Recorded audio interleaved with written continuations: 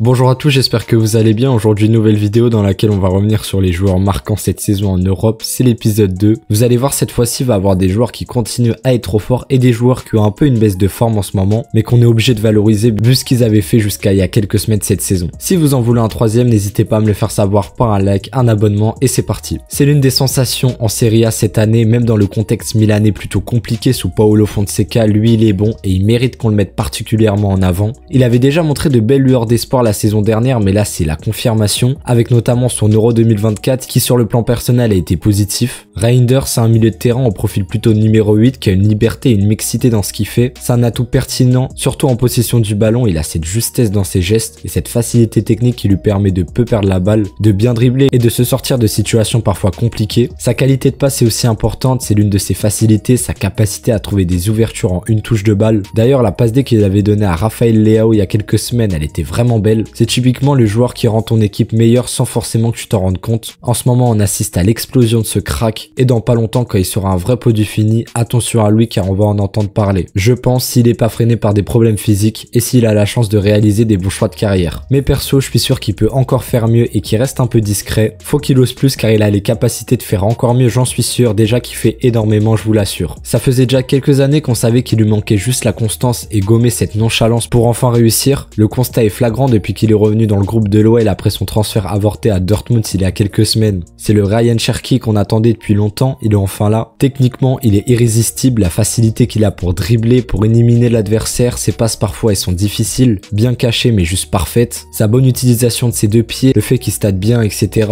C'est enfin un super joueur qui illumine la Ligue 1 de son talent depuis le début de saison et qui est peut-être le meilleur joueur de notre championnat. Si on regarde la data, le mec c'est ce qui se fait de mieux en Europe, c'est quand même choquant. C'est le meilleur dans les stats de possession progressive, passe progressive, distance parcourue avec le ballon, dribble réussi et tous ces types de statistiques. Donc c'est pas pour rien quand même, bravo à lui. Quand on voit les performances qu'il nous offre face au PSG, face à Francfort, face au LOSC et tous les clubs qu'il a affrontés, on peut qu'applaudir. J'aimerais bien le voir dans un meilleur club, mieux entouré pour voir ce que ça pourrait donner. Certes, à l'OL il y a des joueurs très intéressants, mais là, grimper encore d'un niveau. Dortmund par exemple, on vient d'en parler, ça serait une superbe idée. En plus, la Bundes, les Français réussissent bien là-bas en général. J'espère sincèrement qu'il va continuer sur sa lancée, encore progresser, devenir meilleur et un joueur encore plus fort. Dans tous les cas, ça dépend que de lui, donc à voir ce qu'il veut faire de sa carrière. Maintenant, moi, j'attends sa sélection en équipe de France, car il la mérite amplement. Il faut qu'on parle de Achraf Hakimi, beaucoup trop sous-coté, pas reconnu à sa juste valeur, pourtant qu'est-ce qu'il est fort au Paris Saint-Germain et avec la sélection marocaine, depuis l'arrivée de Luis Enrique. Nuno Mendes a été longtemps bridé par Enrique, mais pour autant Hakimi, il a toujours eu toutes les libertés, autant de se positionner en milieu de terrain, dans l'axe ou de se lancer dans la profondeur sur le côté droit. C'est fou tous les efforts qu'il fait, on dirait qu'il a 3 poumons ce mec, il monte en attaque, il donne tout et après il fait l'effort de revenir défendre, et ça pendant 90 minutes tous les 3 jours. Offensivement, c'est le meilleur à son poste, quand il est lancé tu le revois plus. En plus, avec ses facilités en dribble, c'est fini. Défensivement, il est devenu véritablement bon, et quand on combine sa vitesse et sa force physique, ça fait très souvent mal aux ailiers adverses. Perso, en tant que Parisien, ça a été facile de s'attacher à lui dès son arrivée, trop gentil en dehors des terrains et trop fort sur les rectangles verts. Et depuis le début de saison et la difficulté qu'a le PSG en LDC, c'est le seul qui a eu un bon niveau. Comme pour beaucoup dans cette vidéo, il est complet dans ses qualités et performant à chaque match. Ça fait plaisir de voir le virage qu'il a pris depuis un moment, il prend de plus en plus de responsabilités au PSG et c'est totalement mérité. Pour notre plus grand plaisir, il a prolongé il y a pas longtemps dans le club de la capitale, car le niveau qu'il a depuis le début de saison, c'est digne du meilleur joueur d'Europe à son poste. Et je le répète, mais son coffre physique, ça m'épatera toujours, il est jamais fatigué. Et après tous ses efforts, la lucidité qu'il a le plus souvent techniquement et tactiquement, c'est fort. Liverpool fait une saison pleinement convaincante, avec Arne Slot aux commandes, on sent qu'il y a une vraie cohérence dans le jeu, avec et sans ballon, et je kiffe les voir jouer à chaque fois que je les regarde. D'ailleurs, j'ai parlé d'eux plusieurs fois sur la chaîne. L'une des clés de leur réussite depuis le début de saison, c'est leur solidarité défensive pleinement retrouvée, à l'image des performances de notre français Ibrahima Konaté et Virgil van Dijk. C'est le genre de défenseur qui joue de ses atouts, de ses qualités naturelles. Donc pour lui, naturellement, qui est grand et balèze, il utilise beaucoup sa force physique, ce qui le rend difficile à bouger à l'épaule, et à partir du moment où Konaté va également vite, il devient rapidement très difficile à passer. Il est aussi bien autoritaire quand il tacle, rugueux quand il défend et qui réalise ses interventions. Bref, c'est devenu avec le temps un top défenseur qui a su s'améliorer, et quand il est loin des blessures qu'il freinait un peu depuis plus d'1 an, c'est forcément beaucoup mieux. Mais là, il s'est reblessé il y a pas longtemps, donc c'est quand même cocasse. Son leadership se voit beaucoup, la mentale qu'il a de toujours vouloir gagner, à tel point qu'il avait été nommé capitaine de l'équipe de France face à l'Italie. Belle consécration pour lui. Cette saison, il reforme la charnière centrale qui avait été si efficace en 2021-2022 chez les Reds. Pour la première saison du français, Ibrahima Konaté et Virgil van Dijk, impassables les mecs, et là ça se répète depuis cet été, donc c'est grâce à leur continuité et leur talent tout simplement. Je suis sous le choc du niveau de Lucas Chevalier depuis déjà pas mal de temps, mais là on sent qu'avec cette nouvelle saison il a encore pris du niveau. Ça fait plaisir car le LOSC est bon en Ligue des Champions et lui aussi très bon, donc ça lui permet d'avoir une grande visibilité et ça il en a besoin. Je vais le dire honnêtement car personne ose, mais sur ce que j'ai vu il y en a pas beaucoup qui font mieux à leur poste depuis le début de saison et je le pense vraiment. Son jeu au pied il est ni fou ni catastrophique, il est moyen, mais là où il brille c'est sur sa ligne. Le nombre d'arrêts de malade qu'il nous fait, que ça soit des pétards de loin, des réflexes, avec des arrêts en 2 temps ou juste des plongeons pleine lucarne, il sait tout faire et il est très impressionnant. Aussi concernant les pénaltys, il est loin d'être mauvais, il a un bon pourcentage d'arrêts mais c'est pas non plus dans le top mondial. Il vient de connaître sa première sélection en équipe de France, c'est totalement mérité. Maignan est pour l'instant plus fort clairement, mais faut que Chevalier soit le numéro 2 devant Brice Samba et surtout Areola qui est cata depuis quelques mois. Il est régulier, il le fait face aux grandes et aux petites équipes. On le voit tous les week-ends en Ligue 1 et on l'a vu en LDC notamment face au Real Madrid avec cette fin de match où il arrête tous les tirs de Bellingham, Mbappé et Vinicius. Depuis quelques mois, Jules Koundé a passé un nouveau cap dans sa carrière car il est devenu très régulier et fait maintenant l'unanimité de tous à un poste qui n'est même pas le sien à la base, alors que nombreux étaient ses détracteurs avant. Il a su faire changer la vie populaire des gens et c'est tout à son honneur. Avant qu'on parle uniquement sportif, faut savoir que Koundé est devenu vraiment apprécié aussi pour ses nombreuses prises de position risquées et qui pouvaient lui desservir, mais il le fait quand même car il sait l'influence qu'il a et il s'en sert à bon escient comme peu et ça c'est très respectable. Il joue donc arrière droit avec le Barça et l'équipe de France où c'est le seul haut niveau depuis quelques mois. À ce poste il a connu une progression fulgurante, on connaissait ses qualités défensives évidemment, mais techniquement il a vraiment progressé et il est devenu pertinent dans ses actions à tel point qu'il a mis un triplé de passes décisives en Ligue des Champions et d'être autant exposé avec le ballon ça l'a fait devenir encore plus complet. Même moi là-bas j'étais pas un grand fan du joueur mais il a réussi à me faire fermer ma bouche, bravo à lui. Et ses grandes performances c'est aussi dans la continuité de la saison dernière qui était également bonne, où il y a 7 € à la fin, où c'est l'un des seuls bons avec les autres joueurs de la zone défensive. Nombreux sur les top players qu'il a rendu muet, Raphaël Leao, Gnabry, Vinicius, Doku, etc. Il est maintenant l'un des meilleurs joueurs du monde à son poste, il a rien volé et maintenant on peut que lui souhaiter le meilleur. Certes sur ses dernières performances il est un peu moins bien, mais faut pas oublier ce qu'il a fait depuis ce début de saison et le valoriser, surtout que c'est le joueur qui a le plus joué au monde en 2024 avec ses 70 matchs. Tout le monde ne parle que de lui depuis l'ouverture de la saison pour son nombre de buts inscrits, il en est déjà à 33 buts et 6 passes décisives en 24 matchs à l'heure où je vous parle, alors qu'on est en décembre, rendez-vous compte de l'insolence de ses stats. Je pense pas que quelqu'un ait déjà eu des stats comme ça sauf Messi et Ronaldo, mais marquer autant en si peu de matchs c'est une singerie, surtout que tu vois que le mec c'est un colosse, 1m89 pour 90 kg, tu le bouges pas à l'épaule déjà ça c'est sûr, il utilise parfaitement le fait qu'il soit grand avec son intelligence de jeu et son explosivité avec ballon. C'est impressionnant la facilité avec laquelle ou presque à chaque action il se débrouille pour se mettre dans la meilleure des conditions, pour faire une frappe et la plupart du temps la mettre au fond. Il peut se vanter maintenant d'avoir mis un triplé contre Manchester City en Ligue des Champions, d'avoir mis plusieurs triplés, plusieurs quadruplés en l'espace de 5 mois. Il porte littéralement son club en marquant à chaque match, mais il porte aussi son pays où sa forme est tout aussi étincelante. L'une des grandes attractivités de cet été, ça va être de savoir son avenir. Quel club va avoir la chance d'avoir un aussi bon joueur dans son équipe et le buteur hors pair du moment. Faut maintenant qu'il confirme dans un top club mondial. Imaginez-le à présent brillant en PL à Manchester United, à Liverpool ou quoi, et créer une rivalité au niveau des statistiques, notamment avec Erling Haaland. En tout cas, c'est l'une des attractions de l'année, ce Victor Gyökeres, qui brille de mille feux depuis 1 an et demi et qui sort de nulle part, a déjà 26 ans actuellement. Par contre, attention car avec le départ de Amorim, c'est 2 buts en 5 matchs et les 2 buts c'est des pénaltys. Donc warning, mais bon, on espère pour lui que ça va pas durer. Pour ce joueur, je suis tellement content qu'il soit dans cette vidéo car c'est synonyme de beaucoup mieux pour lui, qu'il le mérite et qu'il a beaucoup travaillé pour. Je parle évidemment de Caicedo. C'est la saison de la rédemption pour Moises Caicedo, on s'en souvient bien évidemment de quand il était à Brighton sous De Zerbi. Là-bas, il était excellent, multipliait les performances de haut niveau, ce qui lui a permis de signer à Chelsea pour 120 millions d'euros il y a un peu plus d'1 an. La première année sous Mauricio Pochettino aurait été quand même assez compliquée, surtout sa première partie de saison où il est irreconnaissable. Heureusement, sur sa deuxième partie de saison, on va retrouver à peu près le Caicedo qu'on connaissait et qu'on aimait. Ce retour à son meilleur niveau se confirme depuis août avec le nouvel entraîneur de Chelsea, Enzo Maresca, qui lui fait totalement confiance et qui l'a aidé à encore être meilleur. Ça se voit que lui aussi ça lui a fait du bien. Forcément, quand t'as un joueur de ce type à un niveau comme ça, il fait tellement du bien au collectif. Moises, c'est un milieu défensif qui a un énorme volume de jeu, qui court partout et beaucoup, qui récupère des ballons souvent et qui a les qualités pour se projeter correctement. En plus de ses qualités athlétiques impressionnantes à répéter les efforts, il a aussi cette qualité physique qui lui permet de mettre beaucoup d'intensité au duel, autant offensif que défensif. C'est très difficile de le bouger et de résister quand il te met un coup de physique. À présent, on attend que ça continue comme ça, à ce rythme-là pour lui, qu'il prenne de plus en plus d'importance dans son club, de plus en plus de lumière mondialement, pour peut-être avoir un avenir vraiment propre. En tout cas, il en a le potentiel. Merci à tous d'avoir suivi cette vidéo, j'espère qu'elle vous a plu. Si c'est le cas, n'hésitez pas à liker, à vous abonner, et moi je vous dis à la prochaine.